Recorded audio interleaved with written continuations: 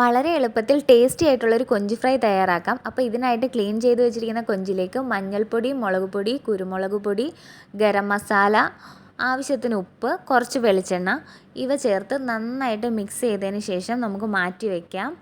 ഇനി നമുക്ക് വേണ്ടത് ഒരു പാനിലേക്ക് കുറച്ച് വെളിച്ചെണ്ണ ഒഴിക്കുക. വെളിച്ചെണ്ണ ഒന്ന് നന്നായിട്ട് ചൂടായി വരുമ്പോഴത്തേക്ക് നമുക്കിതിലേക്ക് തോലോടുകൂടി ചതച്ച് വെച്ചിരിക്കുന്ന വെളുത്തുള്ളിയും നമ്മുടെ കറിവേപ്പിലയും കൂടി ചേർത്ത് ഒന്ന് മിക്സ് ചെയ്തെടുക്കാം. ഇനി ആ ഓയിലിലേക്ക് നമ്മുടെ കൊഞ്ച് ഓരോന്നായിട്ട് നമുക്ക് ഇട്ട് കൊടുക്കാം. ഇട്ട് കൊടുത്തിട്ട് നമുക്ക് നന്നായിട്ടൊന്ന് ഒരു സൈഡ് ഫ്രൈ ചെയ്തെടുക്കണം. ഒരു 5 മിനിറ്റിനുള്ളിൽ തന്നെ നമ്മുടെ കൊഞ്ചിൻ്റെ ഒരു സൈഡ് മൂത്ത് വന്നിട്ടുണ്ട്. ഇനി നമുക്കിത് തിരിച്ചിട്ട് കൊടുക്കാം. എല്ലാ സൈഡും തിരിച്ചിട്ട് കൊടുത്തതിന് ശേഷം നമുക്കിത് ഒന്നും കൂടി ഒരു 5 മിനിറ്റ് ഫ്രൈ ചെയ്തെടുക്കാം. വളരെ ടേസ്റ്റി ആയിട്ടുള്ളൊരു ഡിഷാണിത്. അപ്പോൾ എല്ലാവരും ട്രൈ ചെയ്ത് നോക്കാൻ മറക്കല്ലേ.